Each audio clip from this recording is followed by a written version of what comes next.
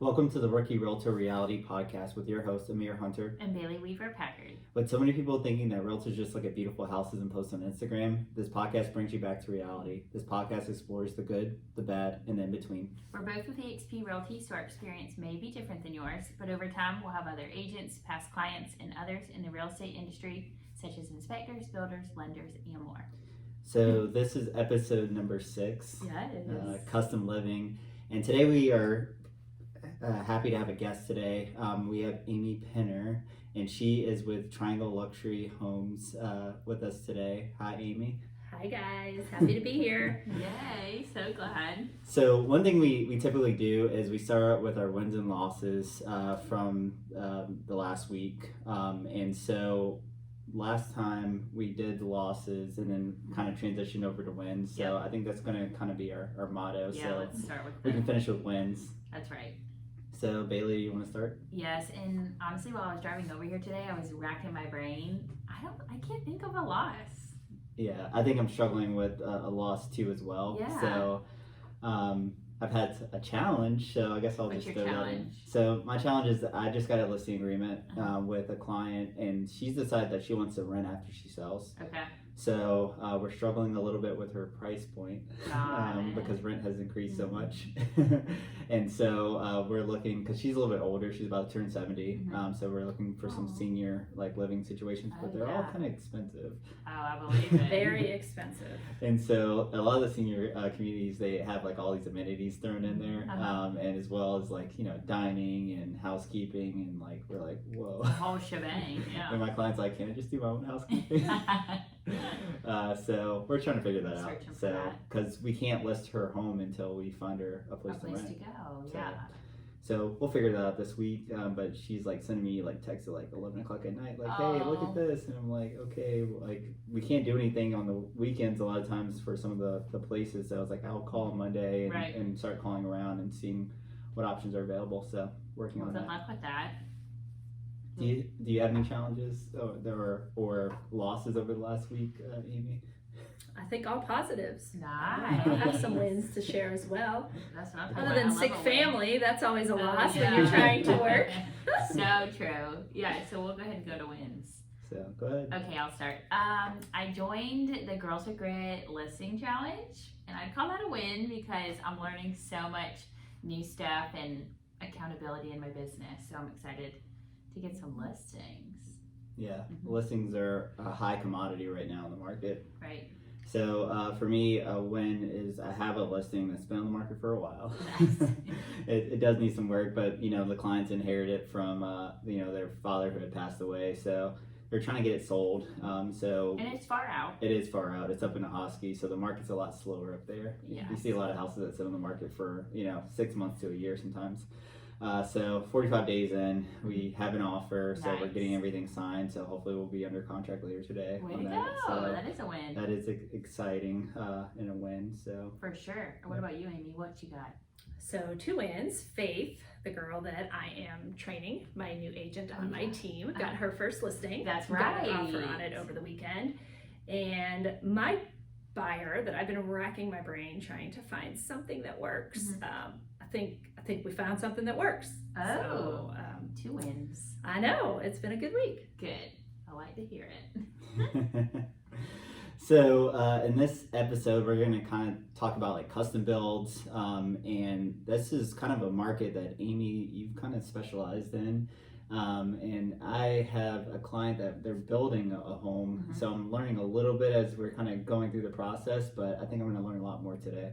Yeah, I think hope we all so. are. That's my Yeah. plan. Perfect. So Amy, tell us a little bit about yourself and when you first got your license and some of the states that you worked in. Yep. So I was licensed back in 2005 I was living in Phoenix, so in Arizona. And if you knew anything about the West Coast in 2005, 2006 was pretty much when our market started going downhill. So where it hit the East Coast a little bit later, the West Coast saw that market crash starting in 2006. So my career was off on the right foot. Yeah. Quit my job. I was single, and I got into real estate right when the market was Oh my coming off gosh. of a huge peak. So like my other career prior to real estate, it was either sink or swim. And so I had to swim. I had to support myself, and I got into short sales. So been licensed in 2005, moved here in 2012, got my license here in North Carolina, and we've lived in Raleigh and built a home there, and then we built a custom home in Wake Forest 3 years ago. Awesome. So 10 years in Raleigh. I know, it'll be Memorial Day weekend, so it's coming up. I was nice. 8 months pregnant, and we were starting a whole new life. Oh, yeah, that's a big move going on. Yeah. I think it's pretty cool that you were able to survive, I guess, the bubble in real estate. Yeah, during that the time. short Ooh, sales. it was, we learned short sales, I think, along with the banks, because we got into it pretty early on. And I started with the team out there, and I think that's why I'm passionate in building a team here. Right. Because I trained an agent out there, and I just think, you know, a lot of these firms offer a lot of training, but unless you're training someone really one-on-one, Right. I just, you know, a lot of real estate agents struggle because they don't have that. So You're so right. I feel like you've taught me a lot one-on-one, so you're a really good teacher. thank you. And so, what areas, I guess, do you currently like work now? I mean, obviously, we know you kind of work in the Wake County area. Sure. Do you have like a specific area that you kind of specialize in, or? So I'm trying to get to the point that, well, all of us want to get to the point that we're 100% referral based. Right, absolutely. But obviously, if anybody calls me, I'm not going to turn them away. So I will go where I need to go. It just so happens that most of the referrals I've had have been in Wake Forest, North Raleigh, over into Cary and Apex. But I've worked Durham, I've worked Clayton, down into Johnston County a little bit, as far up as Franklinton. I sold a home last year. So as much as I live in Wake Forest, so I stay on top of that market in the North Raleigh market, probably more than other areas. Right. But, and even I just sold a home in Pinehurst.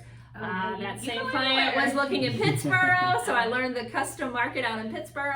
So yeah, I mean, it's all learning, and so I'm willing to go where the business takes me. Yeah.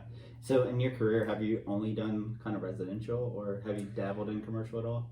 I think when I lived in Phoenix, I did one commercial listing, and because it's not something I specialize in, I don't think I would take business. I would refer that out if it was commercial. Yeah. I understand that. I did the same thing.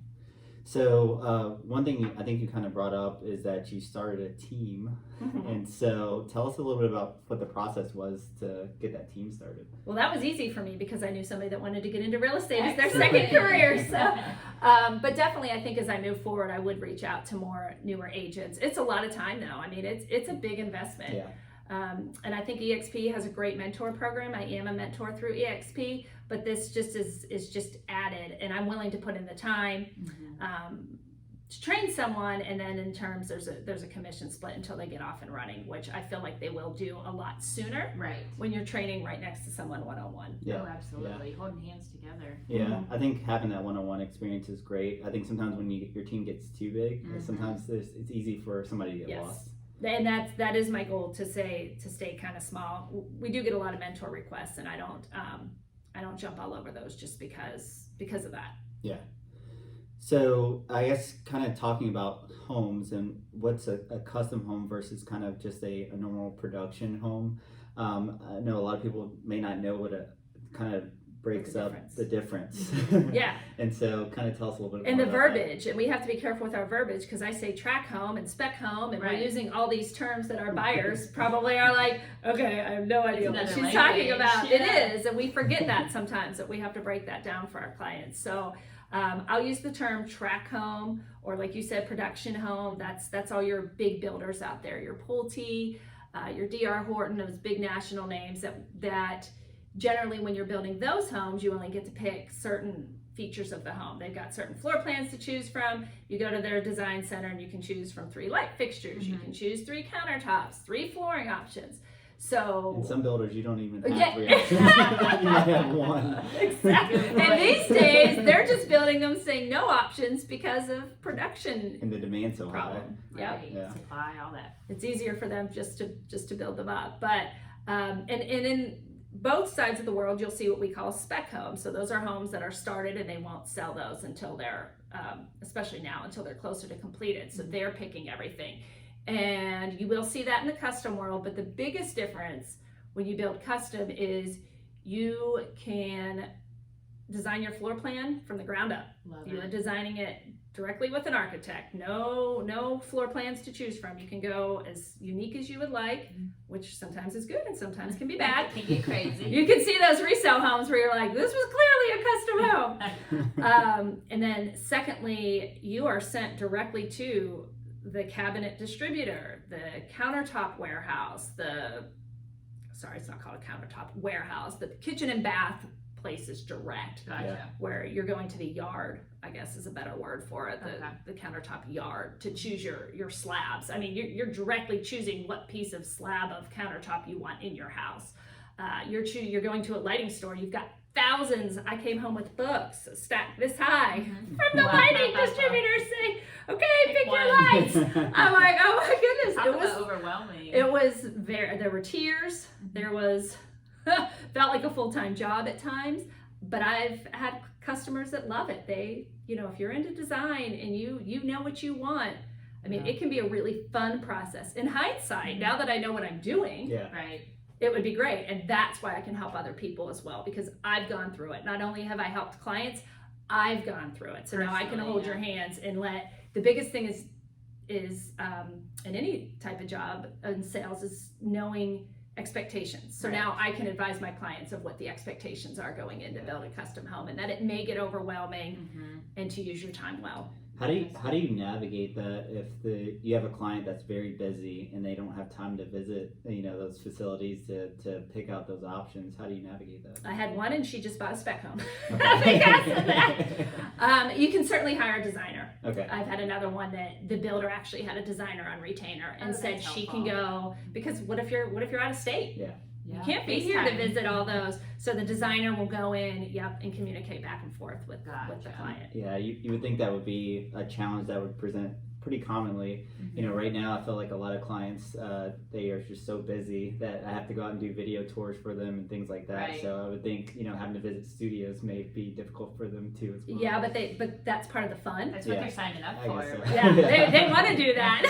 Take off of work. Yeah. And you can knock it out. The one builder I worked with, he said, hey, if your client comes in town for 3 days, I can knock it all out and she can pick everything. Yeah. Well, it sounds like the builder's probably a little bit more flexible to the custom builds too as well. And I guess we're so used to some of the production builders and they're like, we'll fit you in like in a couple of days or something. Right. Yeah. Are the timelines pretty tight with selections? Not so much with selections. They are trying to get you out there to pick stuff as early as possible. Right. And custom builders now are saying that the time to build is about 18 months. Okay. They're saying 6 months to give them to work with the architect because the architects are so busy. Okay. Makes So sense. 6 months, 4 to 6 months with an architect if you do not choose an existing plan, because a lot of builders do have existing plans out there. Okay. But to make any changes and get that re-engineered is taking a few months. And as soon as you get your floor plan done, they're asking you to go ahead and start picking your design. Neat. Got it. And then they said from the time your design is done, they still have to get permits, get the house engineered. So again, all that they're saying is another year. Wow. Gotcha. It's a long process. So you just kind of dove into our next question, which is what's the building process kind of? Sure. You said 18 months is the average. Right. Well, and the very first process of building a custom home is knowing where you're going to build it. Sure. So you could go out and buy a piece of land that is not in a subdivision, or it may be in a subdivision, or a lot of the subdivisions, you can find a piece of land you want and it's already tied to a builder. Okay. So there's 2 different processes you could go. That's kind of the first step, is knowing where you want to build, and then working with a builder, because if they're not tied to that land, I have relationships with several builders based on price point and what my client needs are that I can refer out if they're just buying a random piece of land and they need a builder for that. And then from there, then you start talking to the builder. Floor plan first, design next, loan process we'll get into, and then it's watching and waiting. Wow. It's like a lot up front, and then you wait a little. Yes. And then a lot of once, waiting. And then you wait. Yeah. I mean, some of that is common, I guess, in new construction, that waiting period. But it's neat to watch the home go up, and whether Yes. you're buying a track home or a custom gosh, home, yeah. I to think watch the home be built is really it's neat. like addictive. You Like, kind of throw me wanna off go of all the time. track home. You're not home. I don't know why I've always called them track homes. I don't know where I got that term from. Production home, I like that better. It Yeah. sounds better. So you kind of, I guess, mentioned a little bit about the loan process. Now tell us a little bit about how a construction loan is different than maybe a conventional loan process. Because I'm kind of working with a client right now, and I'm struggling a little bit through the process. So it'd be good to kind of learn a little bit more from you and your experience. Yes, and I learned the most because I went through it. So Right. anything that we learn, we're going to learn the most by going through it. Absolutely. And let me start by saying, just because you buy a custom home does not mean you have to get a construction loan. Okay. So a lot of those builders are willing to carry the loan, and you just will get a regular convention loan. Mhm. The advantages of the advantages of a construction loan are that will offset some of the builder costs because somebody's paying the interest. Right. So it's either the builder who's probably got a higher interest loan, 6-7%, well, now probably even higher than that, Right. versus you as the buyer can get a construction loan at a lower interest rate, and that also locks in your interest rate. Okay. So you'll have a closing at the beginning of your loan process, usually once you sign the contract and have a floor plan and pricing is all determined. Mhm. You will sign, you will go into a closing, and you will close on that construction loan at the beginning of the process. Okay. Your interest rate stays the same. What you pay as a buyer in the construction loan process is interest only. Okay. So say, and some builders want you to pay for the lot outright, which again, you can finance. So say you're buying $1 million home Mhm. and you've got $200,000 to put down and the lot's $150,000. So your first draw is gonna be that $150,000. Okay. Then your next $50,000 will go towards exterior foundation, what they're going to start with. When that money runs out, you pay interest on whatever the remaining is. So you've got $800,000 more, and the bank is going to do draws. So they'll draw for different parts of the home, Okay. and then you're paying interest on that. So you may have to pay $50,000 for exterior brick, Mhm. $50,000 for hardy plank, $30,000 for grading, whatever it is. Those are high numbers. Lumber. You're gonna have to pay up front for lumber. So as those draws start coming, you'll just be paying interest on those amounts up until the time that the house is finished. Okay. You get your completion or your certification of occupancy, Okay. and then your loan goes into a normal conventional loan. Neat. So how does that work, I guess, for the real estate agent that's working on it? Because obviously You think close we at only one get point, paid and at- then, We don't get paid until the whole process is done. Yeah. And then and that will be in the contract, and then we get paid on the entire. Now that's when you're working with a builder who owns the lot. Yeah. Okay. I have not closed one yet. I've had buyers look, Right. but I've not closed one yet where they have chosen their lot. So you would get paid you would get paid your commission on the lot, Yeah. and then you would get paid commission from the builder at the end of the build. Gotcha. Okay. Gotcha. So I'm still learning through one. I actually have a closing next Monday on one, and then they will go and start the building process. Mhm. So I'm definitely learning through the process. Yeah. I just And had it's a lot great. just then. It's great that they can lock their rate, especially in this market. And some of the lenders will actually do like one float down. So if the rate Oh. drops during that whole construction process, they can actually lock your rate lower. That's good. Yeah. So I know you do a lot of custom work, custom builds with Mhm. clients. Do you work all price points? I will work all price points. Again, this is just a niche where I think I have experience. Right. So it's kind of where I've gone. But absolutely, we don't turn away business. Yeah. Has your experience with clients, I guess, been different between, maybe someone that's looking for a production home versus like a custom? Is there certain things that maybe your clients that want custom homes maybe need more or anything like that? Usually it's for the client that does want something specific, or for example, in Wake Forest, land. Right. If you want to build on a large piece of land in Wake Forest, you can't go with a production home. Yeah. You're generally So not true. getting it. So here you can get a large lot of land. You're going to be on septic and well. A lot of times in these, we call them luxury custom homes because you're going to have a higher price point attached to them. Right. So, and you can go in and get what you want. And some Yeah. clients just really like that. Like, for example, if Bailey was my buyer and I'm showing her 52 homes this Right. week, I've showed her every home in MLS. So where do we Yeah. go from there? Yeah. What's the next option? Right. So that's when we say, hey, let's look at building something custom because we're Right. not finding any homes that fit your needs. But again, if you're looking at custom, odds are you're going to hit that higher end price point. Yeah. Right. Yeah. So a lot of people that come to you for, I guess, maybe a production home, do they ever transition to custom, or is it typically they come in, they're like, hey, I want custom? No, I've seen both. Okay. They can transition, absolutely, especially if their price point's up there. Yeah. It's just the timing. Like I've got one right now who would be willing to build custom, but they don't want to wait the 18 months. Yeah. So we're looking at resale custom Gotcha. homes. Got it. I don't blame them for not wanting to wait 18 That's a long time. months. Yeah. I know. So with, I guess, COVID happening, and you said 18 months for build time, was that different before COVID, or is that? It was. Oh, that's Okay. a good question. Yeah, it was. And the build time, I don't know that it's actually changed very much. The custom builders are saying it's about 8 months build. Okay. Let's see, what was ours? We actually broke ground, I want to say at the end of February. We were done in August. So 6 to 8 months is the actual build time. Okay. But because of supply issues, Wow. permitting for septic is 2 months Mm-hmm. on average, and that was even before COVID, so it may have gone up. And then the time for the architect has really increased. They just can't. You'll go and make a change, and even if it's a change to the closet, they may not get back to you for 3 weeks. Wow. They're Because in they've high just got demand. so much on their plate. And the good ones, a lot of these custom builders are using 2 to 3 architects that have good names because they're good, but you're gonna wait. Yeah. Wow. So depending on like where you are, does that also change like the time you're like waiting for like maybe permits too as well? Permits are less for non-septic. Okay. I do know that because I've sold a custom home as well in neighborhoods that are on city water and city sewer.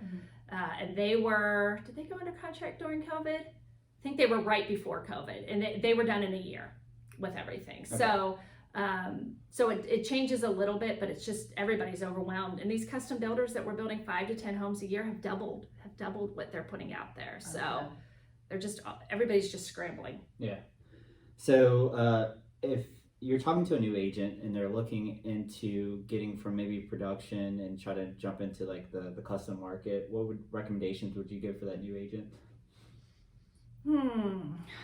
What I've done over time is gotten to know all the builders, Okay. which listing agents don't always like. Yeah. Because they want, Right. they think you're trying to take their business. But I like to know what builders are available and what makes them unique, Okay. so that I can know what my buyer needs are and kind of set Right. them up. Matchmaker there. Absolutely. But if you want to get in, I think you're going to need a good listing agent Yeah. to really hold your hand if you're a buyer's agent that doesn't know what you're doing. Right. And then it's staying on top of timelines, listening to the agent or builder about when they do need to go out and do design, so Okay. that things don't get delayed. Yeah. And it's having a good lender that knows the construction loan process, so your client can make the best decision on what kind of loan that they want. Yeah. So I'm happy to hold the hands of any agents Right. that I know. I'm hey, there's enough business to go around for Yeah. everyone. I'm sure it also kind of comes with the stage of life that you're in. So like maybe when you first got into real Yes. estate, that maybe you were working with the more entry level price point. Absolutely. You kind of work with a little bit more of your age group, maybe. Yeah. When I got into the business at 26, 27, I was working with mostly first time buyers that were Right. Yeah. 25 to 35. I mean, certainly, but then you get referrals and you get parents Right. and other age groups. So I've done it all from retirement communities to first time home buyers Right. last year alone and everything in between. Yes. Yeah.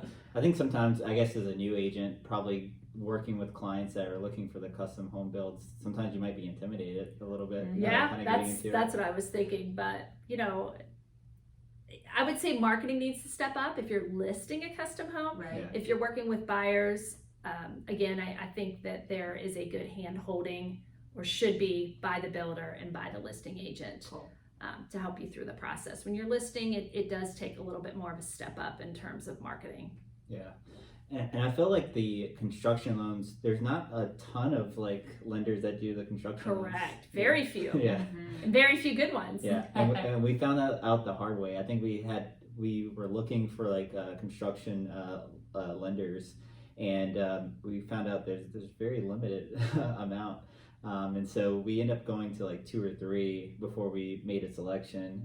And we didn't even know, I guess, about the whole construction loan process for my clients because on the listing it just says, hey, just need new construction loan. And so, we're not even thinking like, oh, it's a different type of loan at the time. Different lender. And so we ended up having to like call around, and we went to one, and we had worked with them probably for like 2 or 3 weeks, and then they were like, yeah, we can't help you. And then we had to turn around to a different lender that they weren't very responsive. So we finally found one that's been responsive, and we worked through, and then they'll close on the initial portion next week. But I wish I would have known what I know now when I started. You needed to talk to Amy. I know. I have my database, literally my construction lender folks. Yeah. So your relationship with, I guess, custom home builders, how's that different than maybe a relationship with a production home builder? Well, I didn't even really know you could have many relationships with production home builders, but I mean, we all know somebody that works for a production builder, so I feel like you can develop those relationships there. But I feel like in the custom world, if I have a client, I'm literally calling, like right now, the buyer that I have that doesn't want to wait 12 to 18 months, I'm calling all these custom builders. And I don't have a great relationship. If you ask them, hey, do you know Amy Penner? They're probably gonna be like, no. But I know them well enough and who they are, who some of the big builders are, that I can be like, hey, do you have any lots? Do you have any spec homes out there, like homes that are started? Right. So that, it's just picking up the phone and doing our job, because my clients don't want to wait that long. Well, enough people know you because I was listing a commercial piece of property, and they were like, my builder called. They were like, do you know Amy Penner? And I was like, yeah, I do. And people were like, yeah, from EXP. And I guess initially they were like, do you know other agents from EXP? And before he said your name, I was like, there's no way I'm going to know who he's talking about. There's like 80,000 EXP agents. So it sounds like the relationship, obviously, with the builders is important, especially through the custom process. It's nice to have, but you don't have to have them in order to help a buyer that wants a custom home. Right. Because most of my custom clients, like I said, I have not sold one yet that has been outside of a neighborhood where they've picked their own lot.